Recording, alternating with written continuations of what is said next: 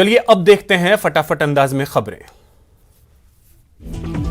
CM Ashok Gehlot ने आज corona vaccine लगवाई। सीएम करीब 11:30 बजे एसएमएस के आईडीएच पहुंचे और वैक्सीन की पहली डोज ली।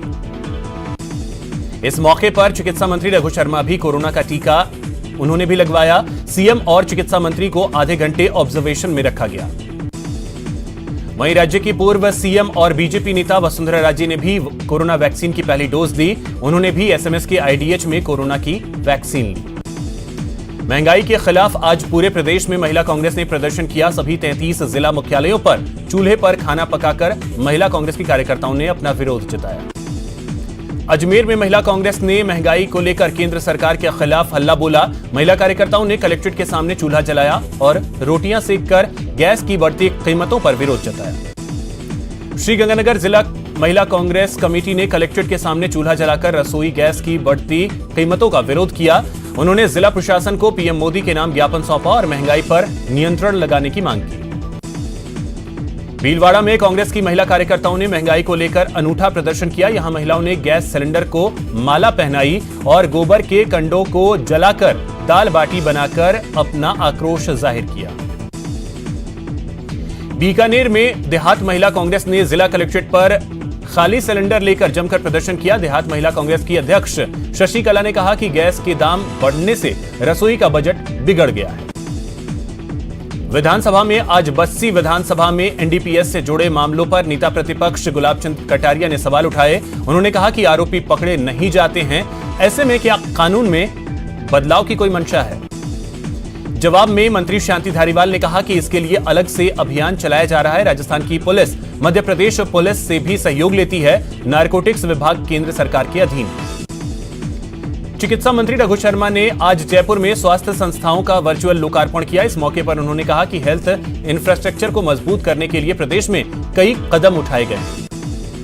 आज राजस्थान सचिवालय कर्मचारी संघ के चुनाव के लिए वोटिंग हो रही है। सुबह 10 बजे शुरू हुई वोटिंग शाम 4 बजे तक चलेगी। आज ही परिणाम भी आएंगे। राजस्थान हाईकोर्ट एडवोकेट एसोसिएशन के चुनाव को लेकर मतदान प्रक्रिया शुरू हो चुकी है, जो शाम 5 बजे तक जारी रहेगी, जिसको लेकर डिस्ट्रिक्ट सेशन कोर्ट परिसर में 2 मतदान केंद्र बनाए गए हैं। वहीं राजस्थान हाईकोर्ट भवन के नए भवन में 1 मतदान केंद्र बनाया गया है। 3600 ग्रेड पे सहित कई मांगों को लेकर पटवारियों का धरना 19वें दिन भी जारी है। पटवारी जयपुर के शहीद स्मारक पर धरना दे रहे हैं। जयपुर में रेसला संघर्ष समिति के बैनर तले कई मांगों को लेकर प्रदेश के स्कूल लेक्चरर धरने पर हैं। 11 गोदाम में बड़ी संख्या में धरना जारी है। समिति के प्रदेश अध्यक्ष ने साफ कर दिया है कि जब तक सरकार नहीं मानेगी वो धरना जारी रखेगी। डूंगरपुर में भारतीय ट्रेड यूनियन ने अपनी मांगों को लेकर कलेक्ट्रेट के बाहर प्रदर्शन किया। उन्होंने एडीएम को सीएम के नाम ज्ञापन सौंपा। बाड़मेर में जेएसडब्ल्यू पावर प्लांट के खिलाफ जालीपा आगोर के ग्रामीणों का धरना लगातार 12वें दिन भी जारी है। स्थानीय लोगों को रोजगार देने, उचित मुआवजा देने की मांग करते हुए ग्रामीण अनिश्चितकालीन आमरण अनशन पर बैठे। राजसमंद के रेलमगरा प्रशासन ने अतिक्रमण पर कार्रवाई की है। हिंदुस्तान जिंक की सिंदेसर कला माइंस ने चारागाह जमीन पर करीब 15 साल से अतिक्रमण किया हुआ था, जिसे प्रशासन के दस्ते ने हटवाया। जबलपुर जोन के जीएम शैलेंद्र सिंह ने सवाईमाधोपुर जिले के गंगापुर सिटी रेलवे स्टेशन का निरीक्षण किया। उन्होंने रेलवे अधिकारियों को कई जरूरी दिशा निर्देश दिए। वो जैसे ही स्टेशन पहुंचे, गंगापुर सिटी रेलवे कॉलोनी के दर्जनों महिलाओं ने जमकर हंगामा किया। उनकी शिकायत थी कि रेलवे कॉलोनी में पर्याप्त पेयजल आपूर्ति नहीं हो रही है। महिलाओं ने अपनी मांग को लेकर जीएम को ज्ञापन सौंपा। पश्चिम बंगाल में विधानसभा चुनाव की सभी 294 में से 291 सीटों के लिए आज टीएमसी ने अपने उम्मीदवारों का ऐलान कर दिया। सीएम ममता बनर्जी नंदीग्राम से चुनाव लड़ेंगी। बीजेपी की हिंदुत्व राजनीति का जवाब देने के लिए ममता महाशिवरात्रि के दिन अपना नामांकन दाखिल कर सकती हैं। सूत्रों के मुताबिक उन्होंने 2019 लोकसभा चुनाव के प्रदर्शन को सुधारने के लिए सभी उम्मीदवारों से जनसंपर्क बढ़ाने पर जोर देने को कहा है। बीजेपी नंदीग्राम से ममता बनर्जी के खिलाफ शुभेंदु अधिकारी को उतार सकती है। शुभेंदु अधिकारी हाल ही में टीएमसी छोड़कर बीजेपी में शामिल हुए हैं। बीजेपी की केंद्रीय चुनाव समिति की बैठक में बंगाल के लिए 80 उम्मीदवारों के नाम तय होने की खबर है। अब 9 मार्च को अगली बैठक हो सकती है। असम में बीजेपी ने सहयोगी दलों के साथ सीट बंटवारे का फॉर्मूला तय कर लिया है। बीजेपी राज्य की 92 सीटों पर चुनाव लड़ सकती है। इसको लेकर आज आधिकारिक घोषणा हो सकती है। पीएम मोदी ने आज पीएलआई स्कीम पर आयोजित वेबिनार को वीसी के जरिए संबोधित किया। इस मौके पर पीएम ने कहा कि भारत आज जिस तरह से मानवता की नम्रता से सेवा कर रहा है, इससे पूरी दुनिया में भारत अपने आप में बहुत बड़ा ब्रांड बन गया है। पीएम नरेंद्र मोदी को आज वार्षिक अंतर्राष्ट्रीय ऊर्जा सम्मेलन में सेरावीक वैश्विक ऊर्जा और पर्यावरण नेतृत्व अवार्ड से नवाजा जाएगा। पीएम वीसी के जरिए सेरावीक कॉन्फ्रेंस 2021 को संबोधित करेंगे। अभिनेता सुशांत सिंह राजपूत की मौत के मामले में ड्रग्स एंगल की जांच कर रहे एनसीबी ने आज मुंबई की एनडीपीएस कोर्ट में चार्जशीट फाइल कर दी है। ये 30,000 पेज की है। चार्जशीट में सुशांत की गर्लफ्रेंड रिया चक्रवर्ती, उसके भाई शौविक समेत 33 आरोपियों के नाम हैं। अनुराग कश्यप और तापसी पन्नू के खिलाफ इनकम टैक्स की छापेमारी आज भी जारी रहेगी। अब तक सैकड़ों करोड़ रुपए की गड़बड़ी सामने आने की खबर है।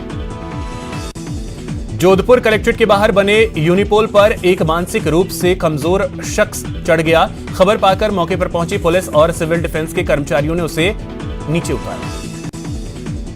दौसा में ऑनर किलिंग मामले में पुलिस ने अपहरण के आरोपी मां बाप समेत 7 लोगों को गिरफ्तार कर लिया है, जिन्हें कोर्ट में आज पेश किया गया और उन्हें जेल भेज दिया गया। 3 मार्च को पिंकी की हत्या हुई थी।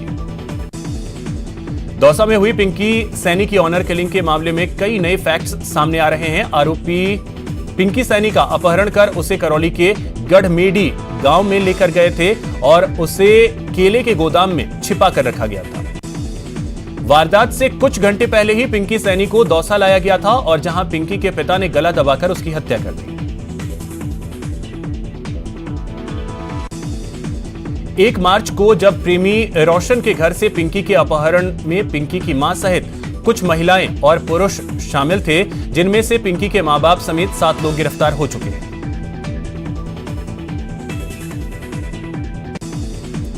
भरतपुर में पुलिस ने सोलर प्लांट लगाने वाली कंपनी के कर्मचारी को बदमाशों से छुड़ा लिया है।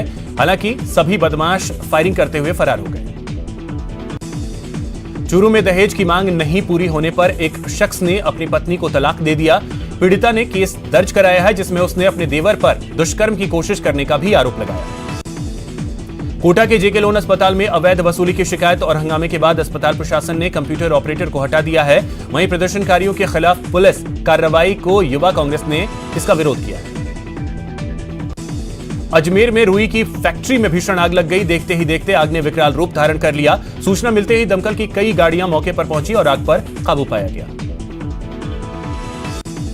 बारां की पहाड़ियों के जंगल में आग लग गई है। खबर पाकर वन विभाग की टीम मौके पर पहुंची और आग पर काबू पाया। भरतपुर की कामा पुलिस ने 6 सटोरियों को गिरफ्तार किया है। पुलिस ने जुआरियों के कब्जे से 35,000 से ज्यादा की नकदी और सट्टा पर्ची बरामद की। भरतपुर के गोपालगढ़ में पुलिस ने पत्नी की हत्या के आरोपी को गिरफ्तार कर लिया है।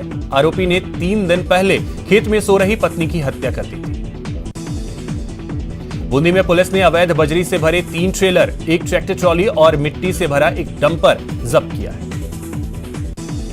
करौली में चोरों ने देर रात मिठाई, दूध, दही और परचून की दुकानों के ताले तोड़कर चोरी की कोशिश की। हालांकि लोगों के जग जाने के बाद चोर फरार हो गए।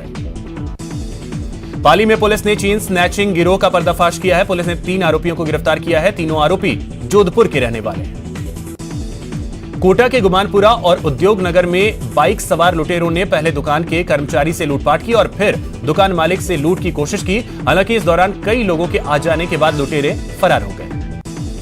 भरतपुर में बस स्टैंड के पास शव मिलने से सनसनी मच गई। खबर पाकर पहुंची पुलिस ने शव को अपने कब्जे में ले लिया और पोस्टमार्टम के लिए भेज दिया।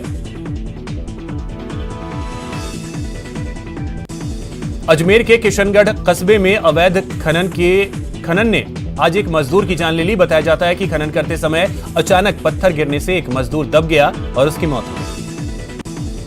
लोकसभा स्पीकर ओम बिरला के काफिले में शामिल 3 वाहन आपस में टकरा गए। हादसा जयपुर के दूदू इलाके में लौटते वक्त हुआ। जोधपुर शहर में शादी समारोह में डीजे की धुन पर पिस्टल के साथ डांस करना एक शख्स को महंगा पड़ गया। डांस करते समय उसका वीडियो वायरल हो गया, जिसके बाद पुलिस ने मामला दर्ज कर आरोपी संजय विश्नोई को पिस्टल के साथ गिरफ्तार कर लिया। भरतपुर में तमंचे पर डिस्को करने वाले एक और आरोपी ताहिर उर्फ लंगड़ा को कैथवाड़ा पुलिस ने गिरफ्तार कर लिया है। अजमेर कोटा स्टेट हाईवे पर आज सुबह बजरी से भरे ट्रैक्टर की टक्कर से बाइक सवार किसान मेवालाल मीणा की मौत हो गई।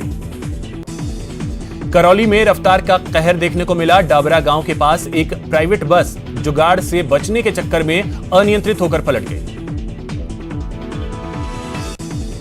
कोटा के रानपुर रिको इंडस्ट्रीज एरिया में एक फैक्ट्री के अंदर ब्लैक किंग कोबरा सांप आ गया, जिसे देखकर वहां काम करने वाले मजदूरों में हड़कंप मच गया। स्नेक कैचर गोविंद शर्मा को बुलाया गया।